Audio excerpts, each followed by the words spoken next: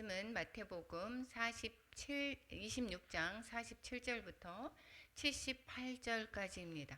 그런데 내용은 너무 길기 때문에 57절에서부터 68절까지만 우리 합독하겠습니다.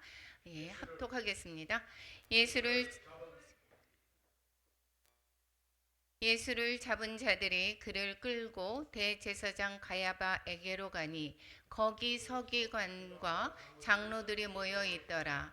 베드로가 일찍이 예수를 따라 대제사장의 집들까지 가서 그 결말을 보려고 안에 들어가 하인들과 함께 앉아 있더라.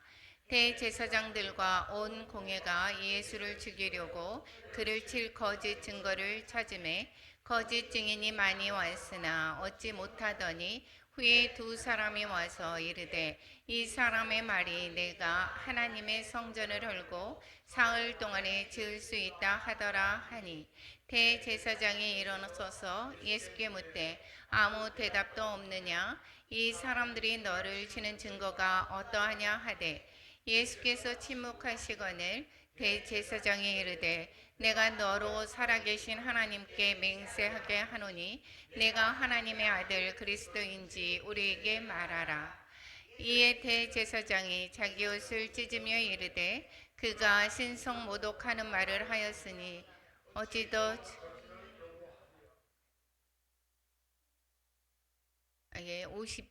62장 2절부터 다시 읽겠습니다.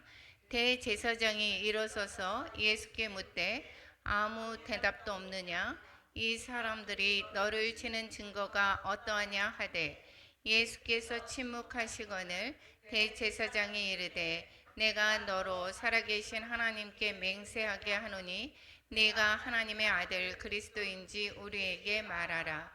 이에 대제사장이 자기 옷을 찢으며 이르되 그가 신성 모독하는 말을 하였으니 어찌 더 증인을 요구하리요? 보라, 너희가 지금 이 신성 모독하는 말을 들었도다. 너희 생각은 어떠하냐? 대답하여 이르되 그는 사형에 해당하니라 하고 이에 예수의 얼굴에 침 뱉으며 주먹으로 치고 어떤 사람은 손바닥으로 때리며 이르되 그리스도야 우리에게 선지자 노릇을 하라. 너를 친 자가 누구냐 하더라. 아멘.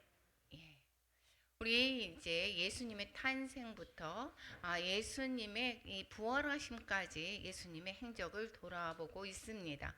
그래서 이제 탄생부터 이제 대림절이라서 탄생 얘기를 해야 되는데 우리 이제 마지막 기로 왔습니다. 예수님이 금요일 잡히시는 그러한 내용이 오늘 본문의 말씀인 것입니다. 우리 한번 사복음서를 통틀어서 예수님의 행적 스토리 중에서 일주일 그 사이에 그 예루살렘의 입성부터 다시 한번 보겠습니다. 주일날에 예루살렘에 입성을 하십니다. 그리고 성전 청결이 월요일에 있었죠. 그리고 화요일에는 논쟁을 하게 됩니다. 대제사장들과 서기관들과 바리새인들과 이러한 지도층들과의 논쟁과 심판에 관해서 선언하시는 것이 바로 화요일입니다. 그리고 수요일에는 이제 침묵하고 이제 유다는 그와 반대로 배신을 하러 이제 나가게 되죠. 그래서 은 30에 예수님을 파는 것이 바로 수요일입니다. 목요일에 이제 최후의 만찬을 하게 됩니다. 그리고 예수님께서 거기에 제자들의 발을 씻겨 주시고 그리고 대제사장적인 기도 이것이 마가의 다락방에서 있었던 일이었던 것을 우리가 지난번에 살펴보았습니다. 그리고 나서 금요일 겟세마네 기도로 하러 갑니다. 우리가 예수님이 마가의 다락방에서 같이 제자들과 함께 식사를 했습니다. 그 중간에 누가 나갔죠? 가룟 유다가 나갔습니다. 가룟 유다가 이제 군인들과 합쳐서 이제 데리러 이제 예수님을 잡으러 올 것입니다. 예수님이 어디에 계신지를 잘 알고 있기 때문에 아마 마가의 다락방 그 집으로 오게 될 것입니다. 그랬을 때에 예수님은 거기에서 대제사장적인 그러한 기도를 하시고 나서 이제 재촉해서 이제 제자들을 데리고 나가십니다. 어디로 가십니까? 여기에 감람산으로 가는 것을 볼 수가 있습니다. 이 지도를 한번 잠시 살펴보겠습니다. 지도에서 보게 되면 최후의 만찬 장소가 예루살렘 그 성이 그 점선이 있었던 것이 예수님 시대의 그 점선이 그것이 예루살렘의 성입니다. 그랬을 때에 그 가야바 대제사장 집에서 가까이 있는 것이 그 최후의 만찬 장소입니다. 그러면 유다가 가서 가야바 대제사장 집에 가서 군인들을 데리고 올 것입니다. 금방 오겠죠. 최후의 만찬 장소에서 예수님은 감람산으로 기드론 골짜기를 지나서 감람산으로 가십니다. 즉 겟세마네 동산에서 거기서 기도를 하시고 그리고 이제 마치고 내려오십니다. 그것이 지난번에 있었던 것입니다. 그리고 내려오다가 보니까 어떻게 될까요? 이제 가룟 유다가 많은 군인들을 데리고 이제는 그 마가의 다락방에 갔는데 없었습니다. 그리고 찾아서 다녔을 것입니다. 그리고 겟세마네 동산도 예수님이 같이 함께 기도했던 것을 습관적으로 기도했던 장소인 것을 가룟 유다도 알기 때문에 그리로 군인들을 몰고 오는 것입니다. 그리고 나서 이제 예수님이 베드로, 야고보, 요한을 데리고 기도를 하시고 피땀 흘려서 기도를 하신 뒤에 그 앞으로의 일들을 대비해서 충분히 기도를 하시죠. 그 기도로 말미암아 십자가의 그 고난의 길들을 잘 감당하는 모습을 볼 수가 있습니다. 여기에서 봤을 때에 감람산에서 겟세마네 그 동산 밑으로 내려왔을 때에 이제는 잡히시게 되는 것입니다. 그 전에 오늘 본문 전에서 보게 되면 베드로가 그 같이 왔던 제사장의 그 하인을 여기에서 같이 온 종을 어떻게 됐습니까? 말고라고 그러죠. 말고를 귀를 잘라냈다가 주님이 붙이신 그러한 사건도 기록하고 있습니다. 그렇게 무리를 져서 검과 몽치를 잡고 한 무리가 와서 예수님을 잡게 됩니다. 거의 군대가 오게 된 것이죠. 그리고 와서 이제는 어디로 갑니까? 그때의 당시에 실세였었던 안나스 대제사장 집으로 가게 됩니다. 여기에서의 그림에서는 안나스 대제사장 집이 보이지가 않게 되지만 거기 지금 성전 바로 옆에 거기에 이제 그 왼편 쪽 우리가 보게 되면 거기에서 봤을 때 왼편 쪽에 거기에 그 안나스가 있습니다. 거기에서 이제 가게 됩니다. 이제 쭉 가는 것이 예수님이 잡히시고 이제 생각을 해보겠습니다. 이 머리는 예수님의 이런 가는 길들을 우리가 쫓아가 보겠습니다. 예수님이 이제 오셔서 어떻게 됐습니까? 계속해서 잠 하나도 못 주무셨습니다. 목요일 날 만찬과 제자들과 기도와 당부하고 그리고 나서 그 다음에 어디로 갔습니까? 거기에 기도하러 갔습니다. 겟세마네 기도하러 가셨습니다. 내려왔습니다. 잡히셨습니다. 이 목요일서부터 꼬박 그 밤에까지 그러한 일들을 겪고 있는 것입니다. 그리고 잡히셨습니다. 그래서 안나스의 제사장 집으로 가게 됩니다. 안나스 제사장에서 이제 실제적인 그 제사장은 누구입니까? 가야바입니다. 가야바가 제사장이기 때문에 가야바가 이제 제사장의 역할을 하게 되는 거죠. 그래서 가야바 집으로 가게 됩니다. 가야바 집 바로 연못 표시된 데 보이시죠? 그쪽으로 가게 됩니다.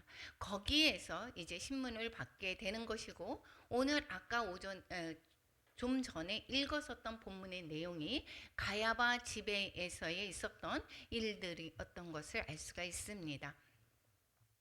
그리고 나서 이제 예수님께서 사형 선고에 해당되는 그런 죄가 있다라고 하고 그리고 나서 사내들인 공회로 보내게 됩니다. 사내들인 공회에 보낸다라고 하는 것은 여기에서 볼 때에 성전 으로 가게 되는 것입니다. 산헤드린 공회 거기에서 성전 쪽으로 가서 거기로 가서 이제는 재판을 받게 되는 것입니다. 유대인의 최고 의견 기관인 것입니다. 재판이 열렸고 신성모독죄로 사형 판결을 받게 되는 것입니다. 그런데 사형을 수행할 수 있는 그러한 권한이 유대인에게는 없습니다. 그러니까 어디로 보내게 되겠습니까? 로마의 그 빌라도 왕에게 보내게 됩니다. 그래서 본디오 빌라도의 법정, 즉 성전 바로 옆에 있는 안토니오 요새로 보내게 됩니다. 이 근데 본디오 빌라도는 우리가 계속해서 우리 사도신경에서도 계속 그래서 나오게 되는 거죠. 이 총독 본디오 빌라도에게 넘겨져서 로마법에 따라서 재판을 받게 됩니다. 그런데 예수님이 죄가 없는 것을 알았습니다. 그래서 거기에 예수님을 처형하고 싶지 않았습니다. 그랬을 때에 이제 이 본디오 빌라도가 책임을 회피하고 싶어서 헤롯 안티파스에게 보냅니다.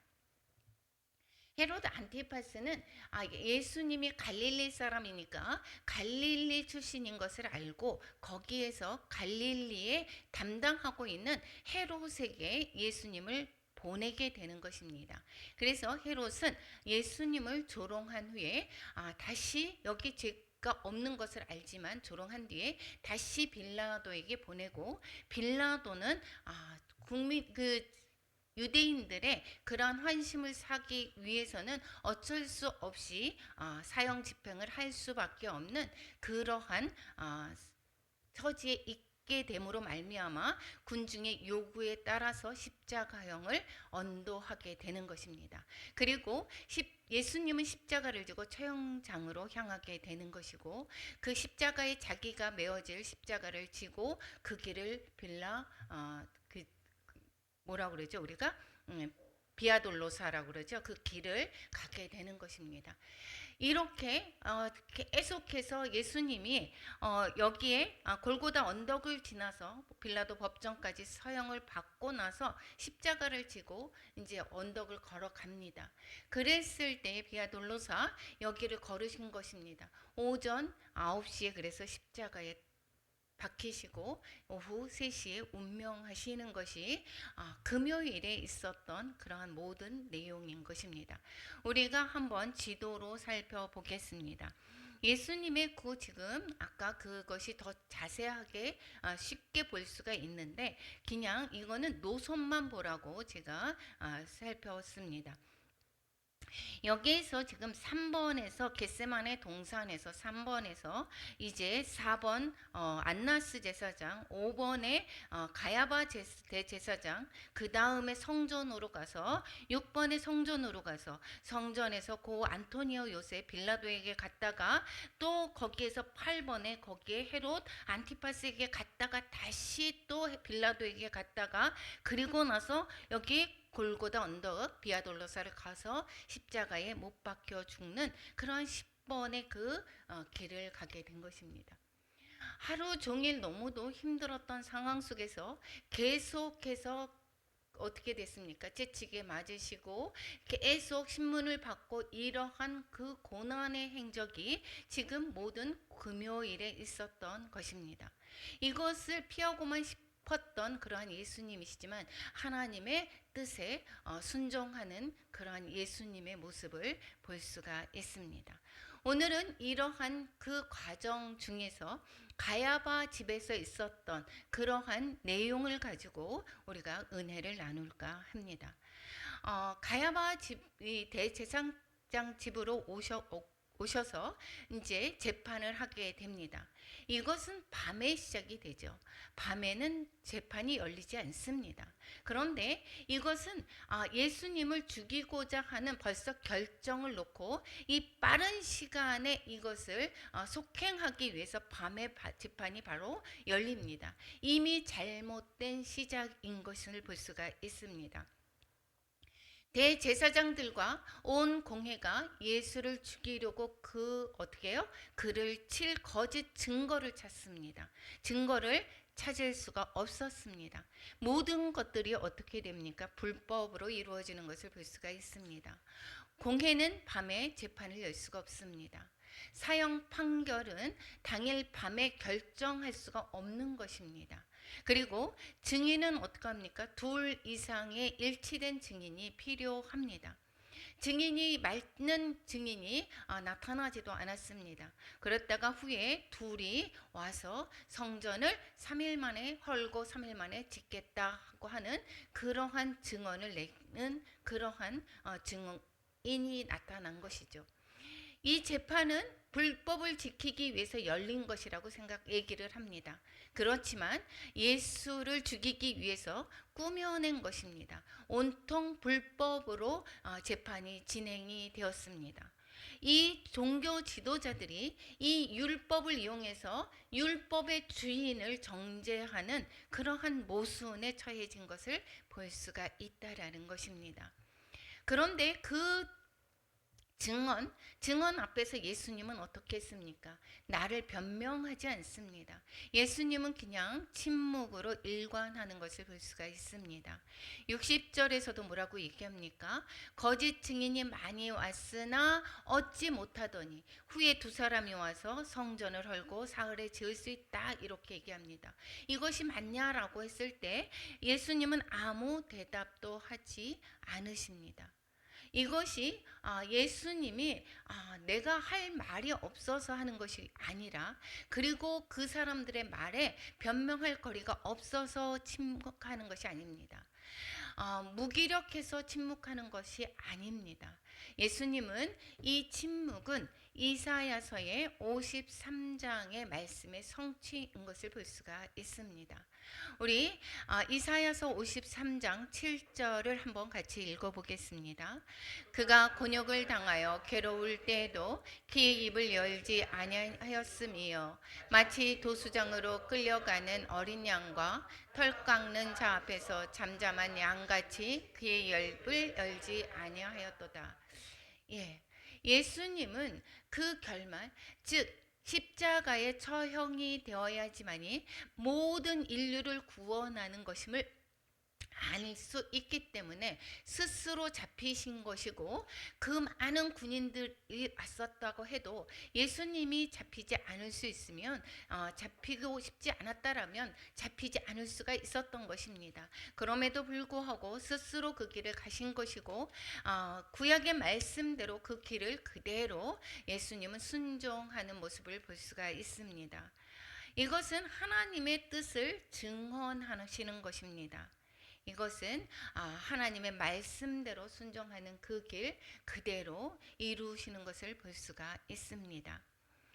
침묵을 깨우는 그러한 꾀는 유일한 말씀을 하고 계십니다. 그것은 그 뒤에 여기 있을 때에 예수님의 정체성에 관한 질문을 하셨을 때, 내가 하나님의 아들 그리스도인지 우리에게 말하라 라고 이야기했을 때에, 그때에 바로 하나님의 정체성에 관해서 본인을 드러내시는 것을 볼 수가 있습니다. 내가 만약에 그 심판을 받고 싶지 않다라면 끝까지 부인할 수도 있겠죠. 그렇지만 하나님이신 예수님은 그 자신의 정체성을 그대로 말씀하는 것을 볼 수가 있습니다. 내가 말하였느니라, 내가 그니다 라고 말하는 것입니다. 그리고 이것은 또한 뿐만 아니라 거기에서 죽는 것으로 그치는 것이 아니라, 내가 너희에게 이르노니 인자가 권능의 우편에 앉아 있는 것과 하늘 구름을 타고 오는 것을 너희가 볼 것이다. 나가 심판받는 자가 아니라 내가 심판해 주다라고 고백하고 있습니다.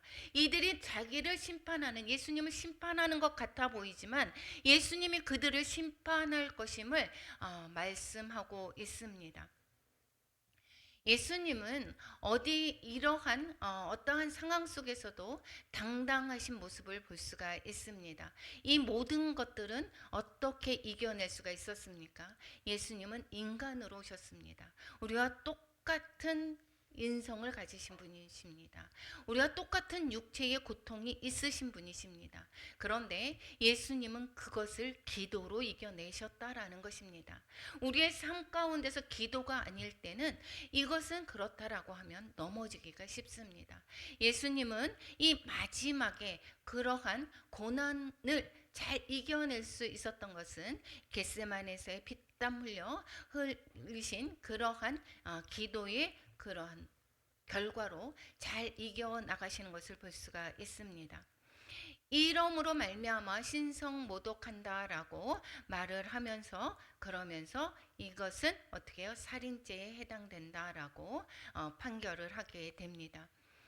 그들이 정죄한 것은 오히려 그들을 어떻게 해요? 나중에 정죄를 하게 될 분인 것을 그들은 영의 눈이 멀어져서 볼 수가 없었던 것입니다. 지난번에 홍혜선 전도사님이 오후에 대림절 설교를 했었죠. 예수님은 어떻게 됐습니까? 우리가 오셨을 때에 우리가 어떤 사람에게 왔습니까? 예수님이 그 요한이 세례 요한이 예수님을 증거했습니다. 그때에 때가 언제였습니까? 헤롯 왕 때 어디에서 이 높은 사람들을 쭉 날려를 하게 됩니다.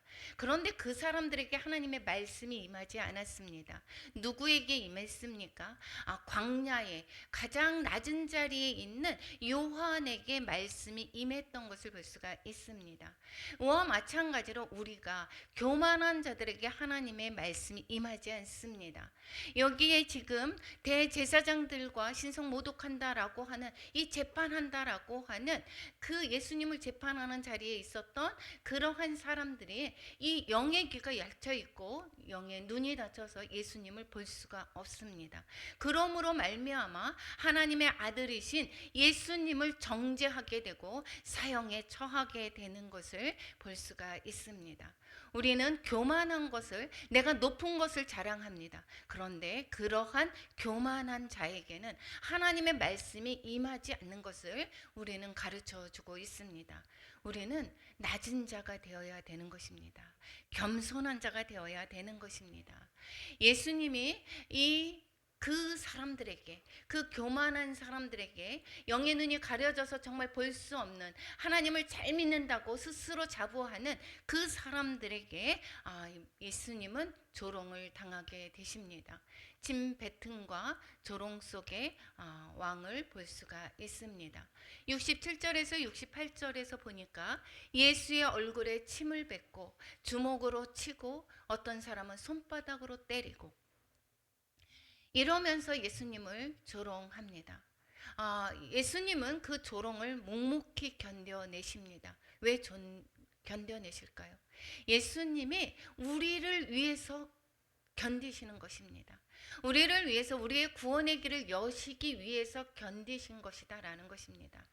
그거 보면 우리가 계속해서 성경에서 말씀하시는 것은 우리가 남을 살리는 생명의 길은 내가 죽고 내가 어떻게 됩니까? 고난을 받고 다른 사람을 살리는 것입니다. 우리의 삶 가운데서도 내가 자녀를 위해서 죽고 자녀의 생명을 위해서 살리고 내가 가정을 위해서 내가 희생하고 다른 사람을 살리는 것, 예수님이 그러한 조롱에서도 견디신 것은 바로 온 인류를 사랑하신, 바로 우리를 사랑하신 구원의 길을 여시기 위해셨다라는 것입니다.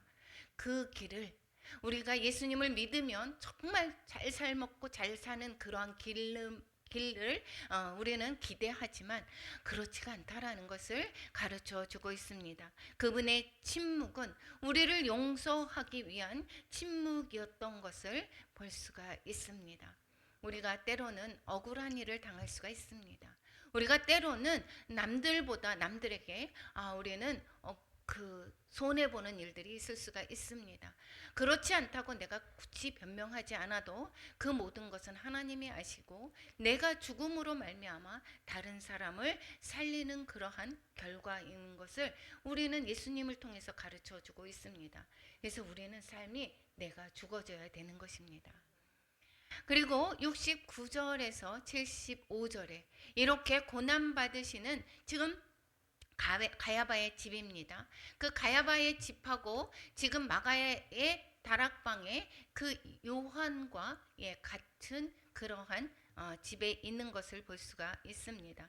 이 지금 마가의 다락방 가까이 있습니다. 그리고 불 앞에 앉은 제자의 붕괴의 모습을 볼 수가 있습니다. 여기에 대조가 되죠. 하나는 이제 예수님은 가야바 법정에서 거기에서 지금 어떻게 조롱을 당하고 여기 증언을 하는 자리 거기에 있습니다. 그리고 많은 다른 사람은 그 옆에 그 뜰에 바깥의 뜰에 여기에서 어떻게 해요? 불을 쬐고 추위에 불을 쬐고 있습니다. 대조되는 두 장면을 우리가 볼 수가 있습니다. 거기에 그 장소에 누가 갔습니까? 베드로가 갔습니다.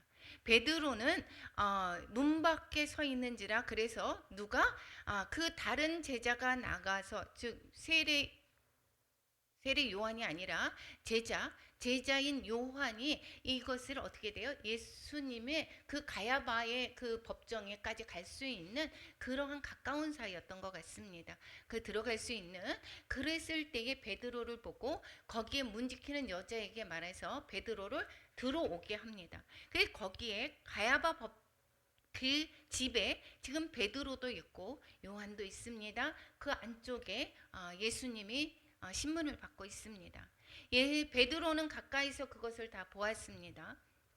그랬을 때에 베드로가 멀찍이 어떻게 해요? 예수를 따라 대제사장의 집뜰에까지 가서 그 결말을 보려고 그 안에 들어가 하인들과 함께 앉았는데 이것은 누가복음에서는 불을 피우고 함께 앉았다 이렇게 말을 하고 있습니다. 그랬을 때에 지금 어떻게 됩니까? 나는 그 베드로는 안전한 자리에 앉아 있다라고 생각을 하는 것이고 지금 예수님은 증언의 자리, 지금 대조되는 그러한 장면을 보여주고 있습니다. 그렇게 했을 때에 예수를 죽이려고 그를 칠 거짓 증거를 찾습니다. 보고 있지만 아무것도 할 수가 없는 그러한 베드로의 모습을 우리는 생각해 볼 수가 있습니다. 그렇게 예수님이 어떠한 고난을 받고 있는지를 보고 있던 그 베드로가 예수님의 제자라는 것을 그 어떻게 해요? 시녀가 알아채게 됩니다. 그러면서 너가 예수님의 한 도당이다라고 했을 때 뭐라고 얘기합니까? 나는 그를 알지 못하노라 이렇게 얘기합니다. 그랬을 때에 또 다른 사람이 그 사람을 또 어떻게 합니까? 너가 같은 도당이다라고 했을 때 이 베드로는 나는 그 사람을 알지 못한다라고 또한 얘기합니다. 그리고 세 번째는 저주하며 맹세하며 부인합니다. 우리의 안전에 위협이 됐을 때는 내가 정말 따른다라고 하는데도 내가 그러한 주님을 부인하는 그러한 모습은 없는지, 내가 위기에 처해 있을 때에 그 사랑한다라고 고백했던 그러한 말과 달리 이렇게 예수님을 저주까지 하면서 알지 못한다고 이러한 실패하는 모습, 베드로의 모습을 보게 됩니다. 그런데 이것이 예수님이 보았다라는 것입니다. 예수님이 안에서 심판을 받으시고 있을 때에 제자의 이 베드로의 모습, 저주까지 하며 맹세하며 부인했을 때 그 모습을 보는 예수님의 마음이 어떨까요? 정말 마음이 아플 것입니다. 이것이 주께서 돌이켜 누가복음에 주께서 돌이켜 베드로를 보시니 이렇게 얘기합니다. 정말 가까이 있었다라는 것을 알 수가 있게 되겠죠.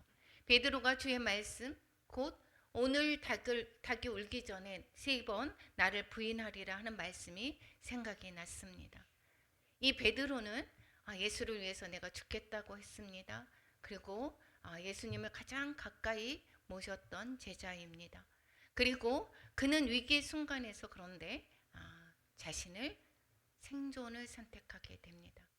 예수님을 따라서 죽겠다라고 했던 그 베드로는 그러한 위기 속에 자기의 안위를 생각했다라는 것입니다. 그러면서 이 닭 울음과 함께 이 베드로는 그 말씀이 생각이 나면서 이제 어떻게 됩니까? 나가서 심히 통곡했다라고 기록하고 있습니다. 이렇게 통곡했다라고 하는 것은, 이것은 이 지금 예수님의 말씀을 기억하고 자신이 어떻게 됐습니까? 회개하기 시작했다라는 것을 가르쳐 주는 것입니다. 내가 잘나서 내가 아니야 이제는 내가 잘해야지라고 하는 자기 결심이 아니라 하나님 예수님의 말씀으로 말미암아 회개가 되게 되는 것입니다. 우리가 내가 하는 것 같아 보입니다. 내가 하는 것 같아 보이지만 하나님의 은혜입니다. 우리가 하나님의 은혜로 말미암아 우리는 구원을 받은 것이고, 우리가 하나님의 은혜로 말미암아 여기에 어떻게 해요? 예배의 자리에 올 수가 있게 되는 것입니다.